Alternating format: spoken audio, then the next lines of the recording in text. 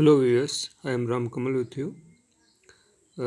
आज हम जिस पाठ को पढ़ने जा रहे हैं उसका शीर्षक है सरिता। सरिता यानी नदी। और इसके लेखक, इसके कवि यानी इसकी रचना करने वाले हैं गोपाल सिंह नेपाली, जिनका चित्र आप देख रहे हैं।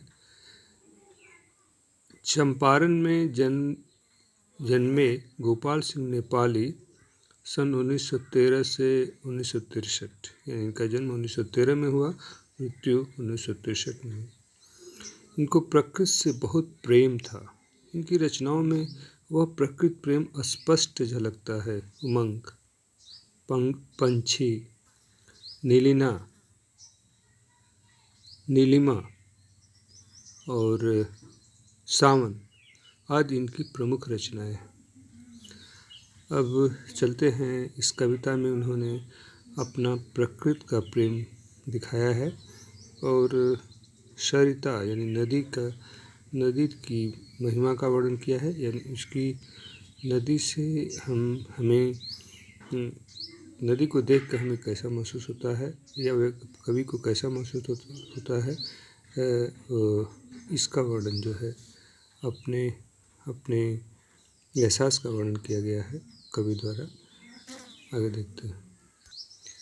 आप सामने जो चित्र देख रहे हैं उसमें एक पहाड़ है और पहाड़ पर बर्फ़ जमी है, और वही बर्फ़ जब गर्म होती है तो पिघलती है, और पिघलने के बाद में जो है नीचे आने लगता है पानी, और वही नदी का रूप धारण कर लेता है।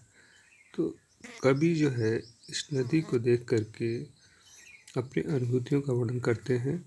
और कितना साफ पानी है, आप देख रहे हैं कितना पवित्र पानी है, और विभिन्न स्थानों पर होकर यह गुजरता है, और ये बर्फ़ से निकलता है, और नदी में के जल में एक तरह की आवाज़ होती है, और इस जल को चट्टानों से गुजरना पड़ता है, दिन रात चलता रहता है। और कवि ने कहा है ये धरती के अंतस्थल को धोता रहता है, और जो इसके संपर्क में आता है या जिसको प्यास होती है वो इस नदी के माध्यम से अपनी प्यास को बुझा सकता है, और इसका जल जो है शीतल होता है, और यह युग युग से यानी बहुत दिनों से बहता आ रहा है। हमारी नदियाँ जैसे गंगा, यमुना, सरजू और हैं, इनका उन्होंने उदाहरण दिया है। तो चलते हैं कविता पर, जो कठिन शब्दों को स्पष्ट करते हुए गोपाल सिंह नेपाली की कविता है।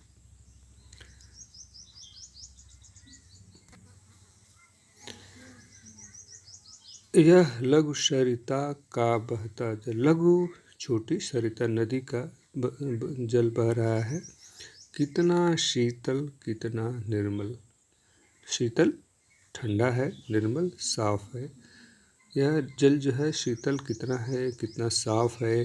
हिमगिर के हिम से निकल हिमगिर यानी हिम, बर्फ, गिर पहाड़, यानी वो पहाड़ है उस पर बर्फ़ है, वो हिमगिरी हो गया, और उसकी बर्फ़ से निकल करके यह विमल दूध सा हिम का जल, जैसे दूध साफ होता है उसी तरह से ये बर्फ़ का पानी है।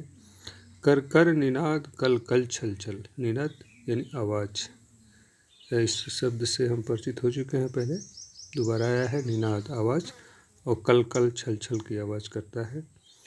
तन का चंचल मन का विह्वल, इसका तन यानी शरीर जो है चंचल है, यानी यह एक जगह रुकता नहीं है, इसलिए इसका नदी का जो है जल की विशेषता बताई गई कि ये चंचल है, रुकता नहीं है। मन जो है इसका विह्वल है, व्याकुल है, और यह लघु सरिता का, यह छोटी नदी का जल बहता हुआ जल है। अब वर्णन है इसका जो ओरिजिन प्लेस है उसके बारे में, कि ऊंचे शिखरों से उतरता, शिखर यानी वही चोटी, वहाँ से उतरता है। गिर की चट्टानों पर, गिर माने नीचे गिरता है, और गिर माने पहाड़ों की चट्टानों पर ये गिरता है। कंकड़ पैदल चलकर, ये कंकड़ आते हैं तो उसका पैदल चलना का मतलब उसका जो गति है कम हो जाती है। दिन भर रजनी भर जीवन भर, यानी पूरे दिन चलता रहता है, रात भर चलता रहता है और जीवन भर चलता रहता है। और ये इसका कार्य क्या है? धोता वसुधा का अंतस्थल। और अंतस्थल का मतलब हृदय। वसुधा पृथ्वी, पृथ्वी का हृदय धोता रहता है। यह लघु सरिता का बहता जल। आगे बढ़ते हैं। आगे की पंक्तियों में उन्होंने वही हिम के पत्थर से वे पिघल जो हिम होते हैं बर्फ, उसके पत्थर पिघलते पिघलते बन गए धरा का वार विमल। और वो पिघल करके धरा, पृथ्वी दो बार आ चुका, वसुधा और धरा दोनों एक शब्द ही के पर्यायवाची हैं। पृथ्वी, धरा का वार यानी पानी, विमल यानी स्वच्छ पानी बन गया। बर्फ को पिघल करके बर्फ के, और वह जो है स्वच्छ पानी बन जाता है। और इस स्वच्छ पानी को पी करके पथिक यानी जो ही राही है, चलता है रास्ते में, उसको प्यास लगती है तो उसको सुख मिलता है। पी कर अंजलि भर मृदु जल, अंजल माने अंजुलि भर पीने से मृदु यानी मीठा जल है और उसको सुख मिलता है राही को। नित्य जल कर भी कितना शीतल, यह हर मौसम में, गर्मी में, बरसात में, जाड़ा में, सब में चलता है। यह जल भी जाता है तब भी जो है ठंडा रहता है। यह लघु सरिता का बहता है। ये डिस्क्रिप्शन है गोपाल सिंह नेपाली का। हम जो है सरिता के विषय में उन्होंने वर्णन किया है और ये कह रहे हैं कि ये कितना शीतल जल है और ये बहता रहता है कंटिन्यूसली, हमेशा बहता रहता है। कितना कोमल, कितना वत्सल, वत्सल शब्द का प्रयोग वत्स से वत्सल बना है, यानी जिसे माँ अपने पुत्र को प्रेम करती है, पुत्र व स्नेह करती है, तो वही वत्सल प्रेम है हमको मिलता है पानी से। और कितना कोमल है, कठोरता नहीं है इसके अंदर। रे जननी का वास अंतस्थल, जैसे माँ का अंतस्थल होता है, हृदय होता है, उस तरह से ये जो है कोमल है और पुत्रवत व्यवहार करने वाला है।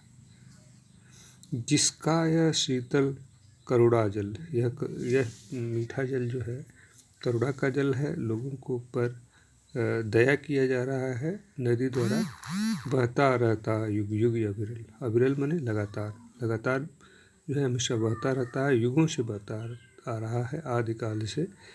और वो नदियों का वर्णन किया गया है, गंगा, यमुना, सरजू और निर्मल। गंगा, यमुना, सरजू का जो है ये जल निर्मल है। यह लघु सरिता का बहता जल, यह लघु सरिता का बहता जल, यह छोटी नदी का जल बह रहा है। लेटस गो फॉर, चलिए चलते हैं थोड़ा रिकैप पर। इसमें कवि ने प्रयास किया है, कुछ चित्रों को भी आपको दिखा देता हूँ। कवि ने कहा है कि यह पत्थरों के ऊपर है और यह जल जो है पत्थर पर पिघलता है, तो ये है पत्थर और उस पर पिघलता हुआ जल है जो आता है और इसको पी करके जो पथिक है अपना संतुष्ट होता है, यानी उसे सुख मिलता है। ये है पत्थर पर पिघलते जल का दृश्य।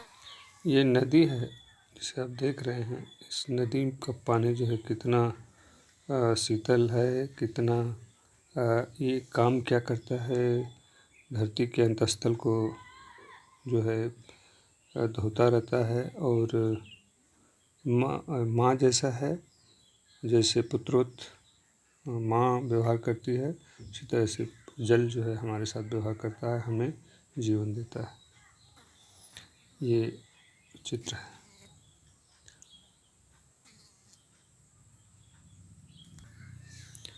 अब पाठ को दोहरा लेते हैं थोड़ा।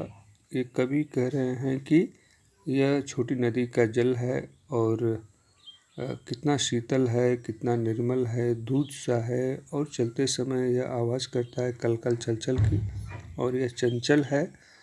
और ऊंचे पर्वत शिखरों से उतर करके चट्टानों पर होते हुए धीरे धीरे और रात दिन चलते हुए धरती के हृदय को धोता रहता है।